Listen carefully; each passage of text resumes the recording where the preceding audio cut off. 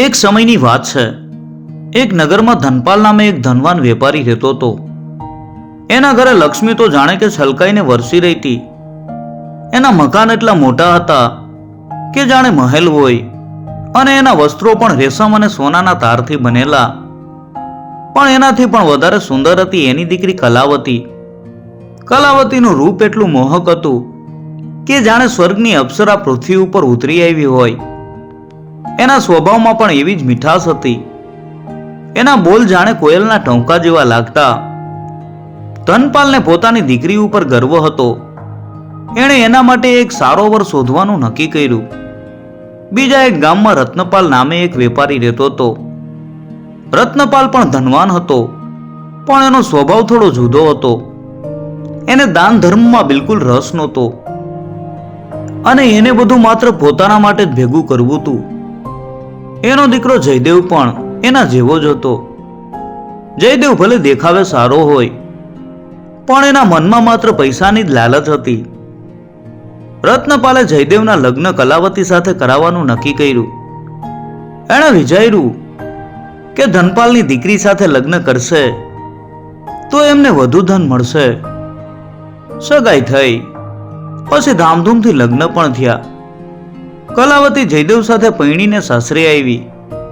શરૂઆતમાં તો બધું બરાબર ચાલતું હતું. કલાવતી પોતાના સાસુ સસરાની ખૂબ સેવા કરતી અને બધાને ખુશ રાખતી. પણ ધીમે ધીમે રત્નપાલ અને જયદેવનો અસલી સ્વભાવ બહાર આવવા લાગ્યો. તેઓ કલાવતીને ઘરના કામકાજ માટે માત્ર એક નોકરાણીની જેમ જ ગણવા લાગ્યા. કલાવતીને આ બધું ગમતું નહીં, પણ એણે કંઈ કીધું નહીં. એણે વિચાર્યું કે કદાચ સમય જતા બધું ઠીક થઈ જશે. પણ સમયની સાથે પરિસ્થિતિ વધુ ખરાબ થવા લાગી. રત્નપાલ અને જયદેવને ધંધામાં મોટી ખોટ આવી. જોત જોતામાં એમનું બધું ધન ચાલ્યું ગયું. ઘર, વસ્ત્રો બધું વેચાઈ ગયું. હવે એ લોકો એક નાનકડી ઝૂંપડીમાં રહેવા લાગ્યા. ખાવા પીવાના પણ ફાંફા પડવા લાગ્યા. આ પરિસ્થિતિમાં રત્નપાલ અને જયદેવનો સ્વભાવ વધુ કડક થઈ ગયો. તેઓ પોતાની બધી હતાશા કલાવતી ઉપર ઉતારવા લાગ્યા. કલાવતીને ગાળો ભાંડતા અને મારતા પણ ખરા. કલાવતી ચૂપચાપ બધું સહન કરતી, પણ એને મનમાં એક આશા હતી કે કદાચ ભવિષ્યમાં કંઈક ચમત્કાર થશે. એક રાત્રે જયદેવે કલાવતીને કહ્યું, તારા પિયરમાંથી કંઈક લઈ આવ, નહીતર આપણે ભૂખે મરી જઈશું. એટલે કલાવતીએ કહ્યું કે હું કેવી રીતે જાઉં? મારા પિતાની હાલત પણ સારી નથી. એટલે જયદેવે કહ્યું, એ મને કંઈ ખબર નથી, તારે જવું જ પડશે. કલાવતીએ આ વાત પોતાની સાસુને કહી. એમણે પણ એને જવાનું જ કહ્યું. કલાવતીને હવે પોતાના પિતાને મળવાની ઈચ્છા થઈ, પણ એને થયું કે આ કંગાળ હાલતમાં પિયર જવું એ યોગ્ય નથી. તેમ છતાં બીજો કોઈ રસ્તો નહોતો. આખરે કલાવતીએ પોતાના પિયર જવાનું નક્કી કર્યું. એણે પોતાની સાસુને કહ્યું કે હું મારા પિતાજીને મળીશ અને એમને બધી વાત કરીશ. કદાચ તેઓ આપણી મદદ કરશે. જયદેવને આ વાત સાંભળીને ખુશી થઈ. એણે કલાવતીને કહ્યું કે સારું, પણ જલ્દી પાછી આવજે. કલાવતી તો રડી પડી. એણે વિચાર્યું કે જયદેવને મારા માટે કોઈ પ્રેમ નથી, એને માત્ર પૈસામાં જ રસ છે. પણ એ ચૂપ રહી. એણે પોતાની પાસે જે થોડુંક હતું એ બધું ભેગું કર્યું અને રસ્તામાં ખાવા માટે થોડાક રોટલા બનાવ્યા. સવાર થયું અને કલાવતી પોતાના પિયર જવા માટે નીકળી. એની પાસે કોઈ વાહન નહોતું, એટલે એણે પગપાળા ચાલવાનું શરૂ કર્યું. દિવસભર ચાલ્યા પછી એ એક જંગલમાંથી પસાર થવા લાગી. જંગલમાં અંધારું થઈ ગયું હતું. કલાવતીને બીક લાગવા લાગી. એણે વિચાર્યું કે હું ક્યાં ફસાઈ ગઈ છું. એવામાં એને એક અવાજ સંભળાયો. કોઈ માણસ રડી રહ્યું હોય એવું એને લાગ્યું. કલાવતીએ બીતા બીતા એ દિશામાં પગલાં ભર્યા. ત્યાં જઈને એને જોયું તો એક ઝાડની નીચે એક માણસ સૂતો હતો. એના પગમાં વાગ્યું હતું અને લોહી નીકળતું હતું. એ માણસ પીડાથી રડી રહ્યો હતો. કલાવતીને દયા આવી. એણે તરત જ પોતાની ઓઢણી ફાડી અને એના પગ ઉપર બાંધી દીધી. પછી એણે પોતાનો થેલો ખોલ્યો અને એમાંથી થોડા રોટલા કાઢ્યા. એણે એ માણસને રોટલા ખાવા આપ્યા. એ માણસે કલાવતીનો આભાર માન્યો અને કહ્યું કે બેન, તમે કોણ છો? તમે મારી મદદ શા માટે કરી? કલાવતીએ પોતાની બધી વાત કરી. એણે કહ્યું કે એ પોતાના પિયર જઈ રહી છે. એ માણસે કહ્યું કે હું પણ મારા પિતાને મળવા જઈ રહ્યો છું. મારું નામ જયકિશન છે. હવે મારો પગ સારો થઈ ગયો છે. આપણે બંને સાથે જ જઈએ. એટલે કલાવતી ખુશ થઈ. એણે જયકિશન સાથે આગળ વધવાનું નક્કી કર્યું. બંને ચાલતા ચાલતા વાતો કરવા લાગ્યા. જયકિશનને ખબર પડી કે કલાવતી એક ધનવાન વેપારીની દીકરી છે, પણ હાલ ગરીબ છે. એને કલાવતી માટે ઘણો આદર થયો. એટલે જયકિશને કહ્યું કે બેન, તમે ખૂબ જ સુંદર છો, પણ તમારા કપડાં ફાટેલા છે. મને લાગે છે કે તમારા પિયરવાળા તમને જોઈને દુઃખી થશે. એટલે કલાવતીએ કહ્યું કે મને ખબર છે, પણ મારી પાસે બીજા કોઈ કપડાં નથી. જયકિશને તરત જ પોતાની પાસે રહેલા એક થેલામાંથી સુંદર વસ્ત્રો કાઢ્યા અને કલાવતીને આપ્યા. એટલે કલાવતીને આશ્ચર્ય થયું. એણે પૂછ્યું કે તમારી પાસે આ ક્યાંથી આવ્યા? એટલે જયકિશને કહ્યું, મારે મારી માતાને આપવા હતા, પણ હવે તમને આપું છું. તમે આ પહેરી લ્યો. કલાવતીએ જયકિશને આપેલા નવા કપડાં પહેરી લીધા. હવે એનું રૂપ વધુ નીખરી આવ્યું. જયકિશને કલાવતીને કહ્યું કે હવે તમે રાણી જેવા લાગો છો. એટલે કલાવતી હસી. એણે જયકિશનનો આભાર માન્યો અને કહ્યું, હવે આપણે જલ્દી મારા પિયર પહોંચી જઈશું. બંને ચાલતા ચાલતા કલાવતીના પિયરના ગામમાં પહોંચ્યા. કલાવતીને પોતાનું ગામ જોઈને આનંદ થયો. એણે જયકિશનને કહ્યું કે આ મારું ગામ છે. મારા પિતાનું ઘર આ બાજુ છે. જયકિશન કલાવતીને ઘર સુધી મૂકી ગયો. એટલે કલાવતીએ જયકિશનને કહ્યું કે તમે અંદર આવો અને મારા પિતાને મળો. પણ જયકિશને ના પાડી. એણે કહ્યું કે નહીં બેન, મારે જવું પડશે. મારે પણ મારા પિતાજીને મળવાનું છે. કલાવતીએ જયકિશનનો ફરીથી આભાર માન્યો અને કહ્યું, તમે મારા ભાઈ જેવા છો. એટલે જયકિશન હસ્યો અને ત્યાંથી ચાલ્યો ગયો. કલાવતી પોતાના ઘરના દરવાજે પહોંચી. એના પિતા ધનપાલ દુકાને બેઠા હતા. એણે પોતાની દીકરીને જોઈ. કલાવતીને લાગ્યું કે એના પિતા એને જોઈને ખુશ થશે, પણ એવું કાંઈ થયું નહીં. ધનપાલે પોતાની દીકરીને જોઈને મોઢું ફેરવી લીધું.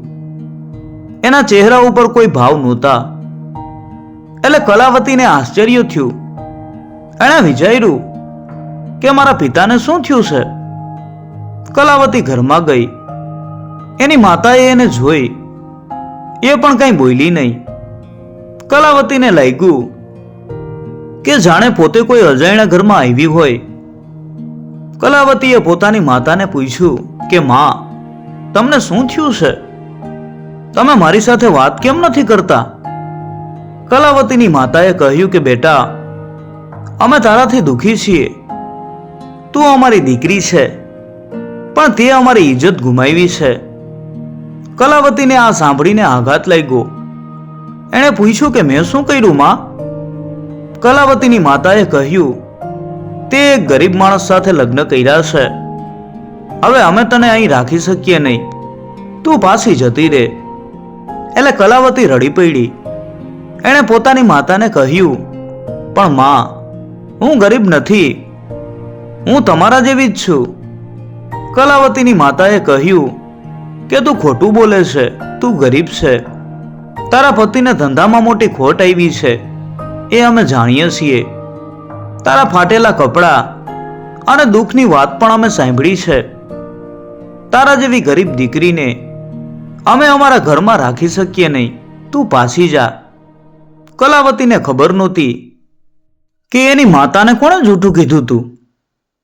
એને થયું કે કોઈએ જાણી જોઈને એના પિયરવાળાને ગેરમાર્ગે દોર્યા છે.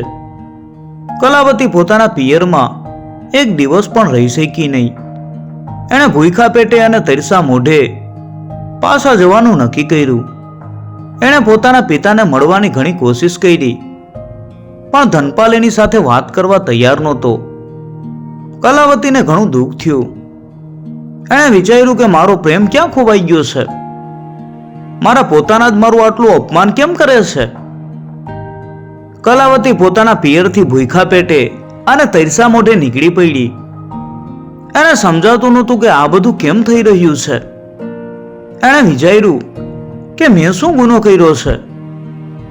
એને યાદ આવ્યું કે જયદેવ અને તેના માતા પિતાએ એને કીધેલું કે તારા પિતાને કહીને પૈસા લઈ આવ.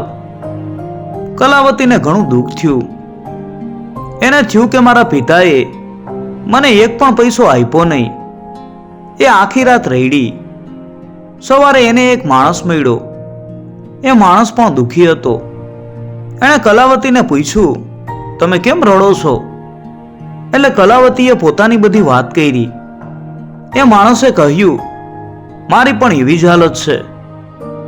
હું પણ મારા પરિવારથી દૂર છું. મને વાતો કરતા કરતા આગળ વધ્યા. એવામાં કલાવતીને એક કૂવો દેખાયો. એણે પાણી પીવા માટે ત્યાં જવાનું નક્કી કર્યું. કૂવા પાસે જઈને એણે જોયું તો એક અજાણી સ્ત્રી ઊભી હતી. એ સ્ત્રીના હાથમાં એક પોટલું હતું. એ પોટલું ઘણું ભારે હતું. એ સ્ત્રી એ પોટલું ઊંચકી શકતી નહોતી. એને જોઈને કલાવતીને દયા આવી. એણે એ સ્ત્રીને મદદ કરવાનું નક્કી કર્યું.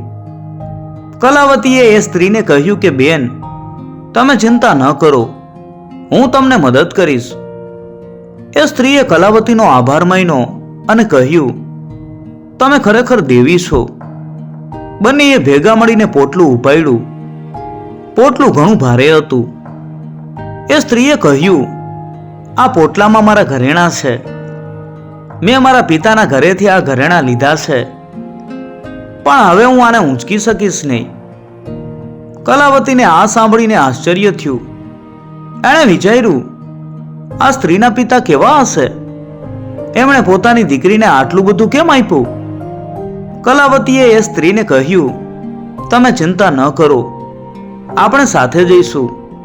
હું તમને મદદ કરીશ. બંને ચાલતા ચાલતા આગળ વધ્યા. રસ્તામાં કલાવતીએ પોતાની વાત એ સ્ત્રીને કહી. એ સ્ત્રીએ કલાવતીની વાત સાંભળી. એને કલાવતી ઉપર દયા આવી. એટલે એણે કહ્યું, તમારા પિતાએ તમને શા માટે ધૂતકારી? એટલે કલાવતીએ કહ્યું કે મને નથી ખબર. કદાચ તેઓ હવે ગરીબ લોકો સાથે સંબંધ રાખવા નથી માંગતા. જ્યારે તેઓ ગામ નજીક પહોંચ્યા ત્યારે તે સ્ત્રીએ કલાવતીને કહ્યું, તમે ઘરે જઈને આ પોટલું ખોલજો. એમાં જે હશે તે બધું તમારું છે. કલાવતીને આ સાંભળીને આશ્ચર્ય થયું. એણે કહ્યું, પણ આ તો તમારા ઘરેણાં છે. એ સ્ત્રીએ કહ્યું, હવે એ તમારા છે. તમે મને મદદ કરી એટલે આ મારા તરફથી એક નાની ભેટ છે. કલાવતીએ હસતા હસતા પોટલું લીધું અને ઘરે ગઈ. એણે ઘરે જઈને પોટલું ખોલ્યું.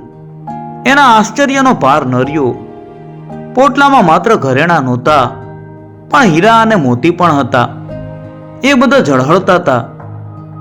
કલાવતીને હવે ખબર પડી કે એ સ્ત્રી કોઈ સામાન્ય સ્ત્રી નહોતી, પણ એક પરી હતી. કલાવતીને ખબર પડી કે એ સ્ત્રીએ એને મદદ કરી હતી. એણે વિચાર્યું, આ તો એક ચમત્કાર છે. કલાવતીએ તરત જ પોતાના પતિ જયદેવને આ વાત જણાવી. જયદેવે શરૂઆતમાં તો એના ઉપર વિશ્વાસ ન કર્યો, પણ જ્યારે એણે પોતાની આંખોથી હીરા અને મોતી જોયા ત્યારે એને આશ્ચર્ય થયું. એટલે એણે કહ્યું કે આ બધું ક્યાંથી આવ્યું? કલાવતીએ પોતાની બધી વાત કરી. એણે કહ્યું કે કેવી રીતે એક અજાણી સ્ત્રીએ એને મદદ કરી અને આ ઘરેણાં આપ્યા. જયદેવને પોતાની ભૂલનો અહેસાસ થયો. એણે કલાવતીને કહ્યું, મને માફ કરી દે કલાવતી, મેં તારી સાથે ઘણું ખરાબ વર્તન કર્યું છે. એટલે કલાવતીએ કહ્યું, હવે એ બધું ભૂલી જાઓ, આપણે હવે ખુશ રહેવાનું છે. જયદેવ અને કલાવતીએ એ હીરા અને મોતી વેચ્યા. એમાંથી જે પૈસા મળ્યા એનાથી એમણે પોતાનું ઘર પાછું લીધું અને ધંધો પણ ફરીથી શરૂ કર્યો.